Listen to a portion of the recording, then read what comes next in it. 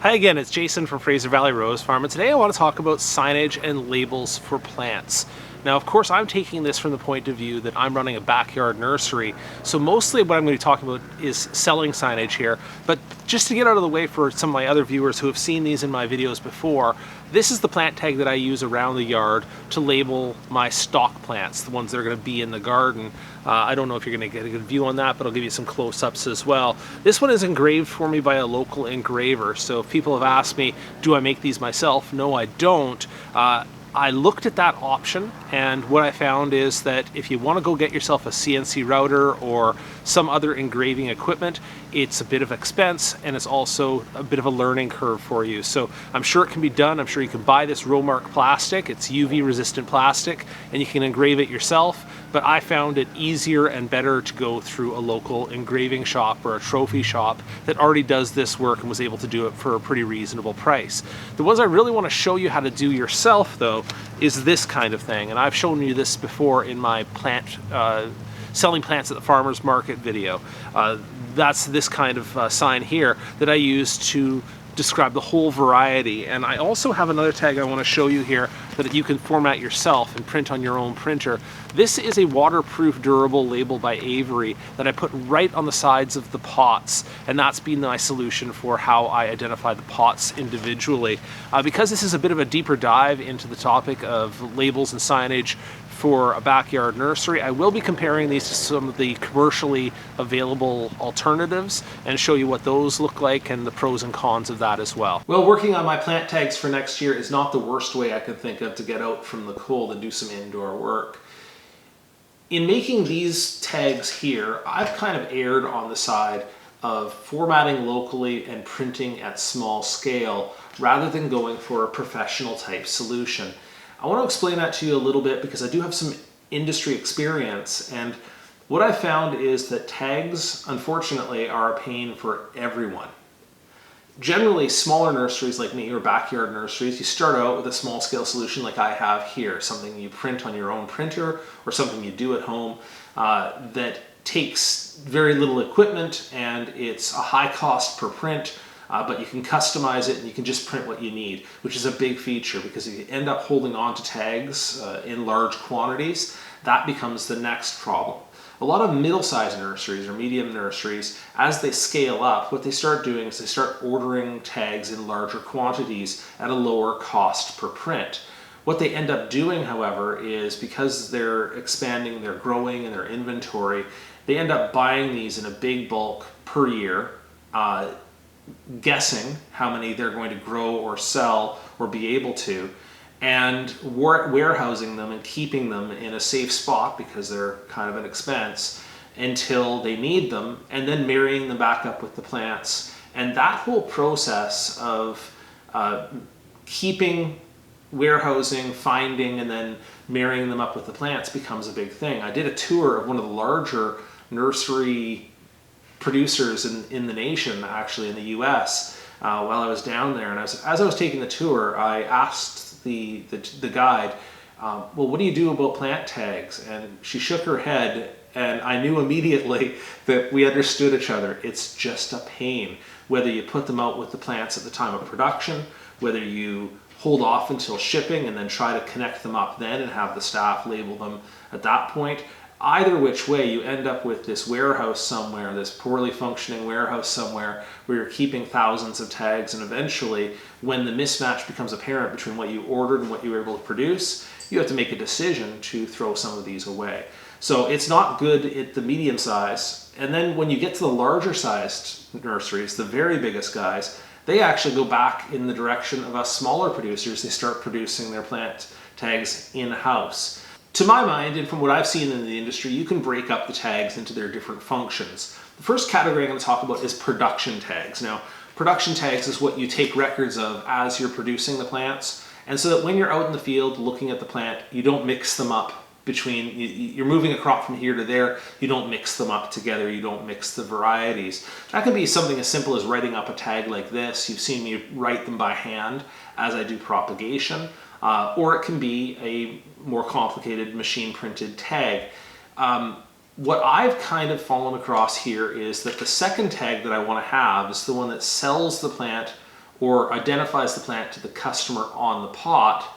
And that's this tag here that I stick on the side of the pot like I showed you, but I make that my production tag. So as soon as I've gotten through the propagation stage, as soon as I'm done producing them in bulk and they've survived through the winter stage and I'm potting them up, I slap this on the outside of the pot and it becomes a combination of the production tag and the selling tag for the customer. Now, my customers would obviously prefer to see a nice color, beautifully laid out, double-sided, full text, write-up tag as they're buying their plants. That's not what I'm giving them with this. This is doing dual purpose. It's identifying the plant. It has a few small details on it, but it isn't really there as the selling document. The selling tag that I use is this one here. That's very similar to what I used at the farmer's market. And now that I'm trying to sell off the farm here, the only modification I've done to this compared to what I did at the farmer's market is that at the farmer's market I would print them. I would put them up daily on the selling area that had a tent, so it was covered. And these tags, which were just 4x6 photo prints, just from Walmart or whatever photo development store you're doing, would hold up fairly well for about a year or 2 years until I would reprint them for another 10 cents. So no big deal. Because these are going to be living outside or under irrigation in my greenhouse, we've taken the additional step of laminating them now, which adds to the cost of production. But because this one here is the one with the picture, it's the one with the long description, it also has the short description items and the big title or name of the plant. This is the selling document for our customers. I can afford to spend a little bit more on this tag than I would on these ones here. So if you're looking for information on this tag here and how I formatted that, I did a full walkthrough of how to format that on LibreOffice on the video that I did about the farmer's market. I'm going to link to that right now up here. I'm also going to link the timestamp to that video down below in the description so that you can link directly to the point where I'm giving that tutorial. What I'm going to do now is do a tutorial on how to produce these and talk about this printer stock. Okay, I'm just getting it set up here on my screen so you can have a look at what I'm doing here. And there we go. And I'm using the same editor that I used in the other tutorial. So if you already jumped off and saw what I did for the farmer's market, you'll have been familiar with the software. The difference is on LibreOffice Writer here, so instead of LibreOffice Draw and LibreOffice Writer, I've imported an Avery template. And when you buy a piece of Avery stock, it will have the Avery template number across the top. Here in this case, it's Avery 6578, which is a 15 up format, 15 labels per sheet. And if you look on the screen here, that's exactly what you'll see. It's 5 across the top row and 3 rows. And for each of these, then I can insert what I want to do. I've obviously inserted our logo here in the top box. And then I've also got all these rows of just different data about the rows. If I wanted to change this to a different plant, of course, I'm going to do that. And let's say that I'm doing another mini, Luis Desamero. And assuming that it had similar other stats here, maybe it's a different color or whatever, I would change those. And then on here, I have to highlight the whole cell, hit Control C, and I haven't found an easier way to do this. I'm just Control V across there, Control V across there, and Control V across there. Now, you can see the way I'm using this is that I'm doing 15 of the same one, and then I'm saving it. So in this case, I'm going to say Save As, and it will be, I'll change the name to Luis Desamero, and I'll save that template. You can see I have a whole bunch of templates up here as well.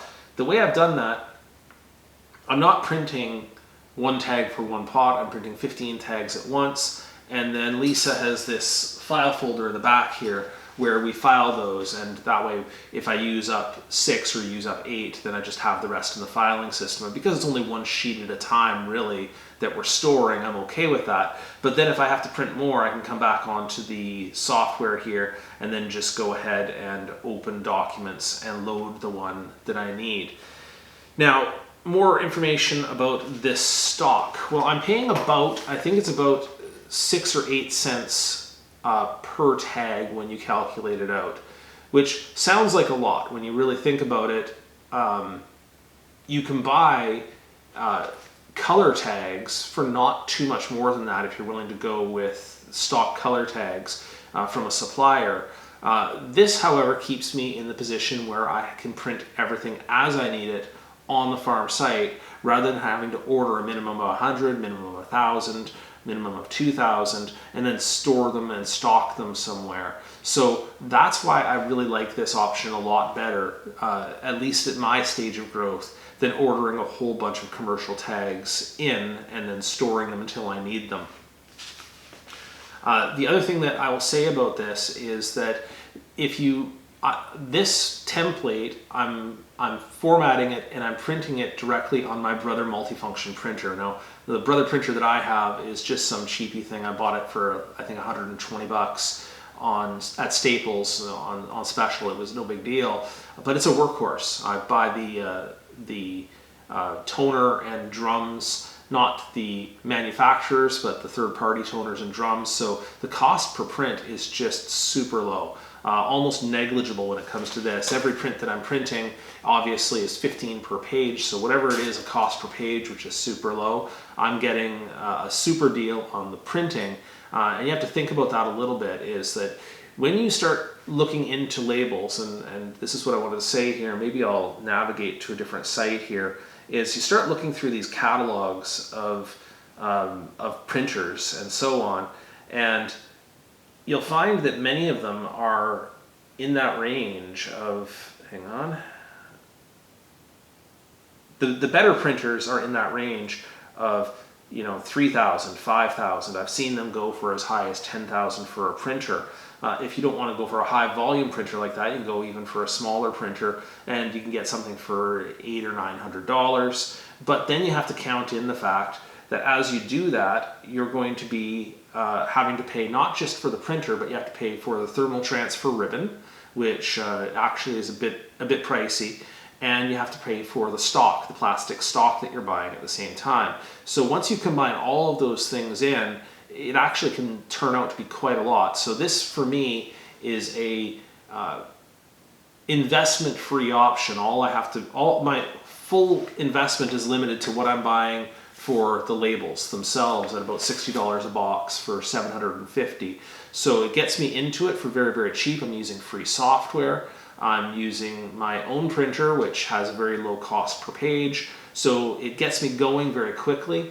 And I suspect I will be looking at these options. And there's lots of them. There's the plastic labels that you can rip apart after printing on your own laser printer. There's the ones that obviously you can do the custom printers, and then of course there's the professionally printed ones. If I get to a larger stage in my business, I'll be looking at those a little more carefully, both with an aim to increase my quality and to lower my cost per print.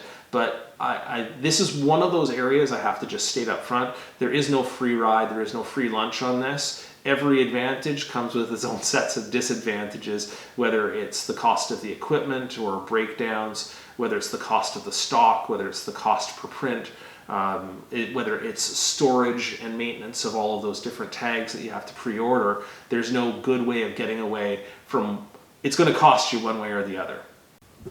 For those of you who commented on our tour video that we needed more signage, well, here's the results of that conversation. Obviously, now, of course, next year will be the first year that we're open on Fridays and Saturdays as a regular thing. So that's one big change. The other one, this sign here, is for nursery safety. Obviously, we have directional signage and signage for signifying which greenhouse is for what. And of course, that's the signage I was just showing you, is the plant signage on the ground, and then for the pots and for the varieties. So we got lots going on for next year. All right, if you have any questions about nursery labels, signage, and so on, please go ahead and drop those into the comments of the video. And once again, thank you so much for watching.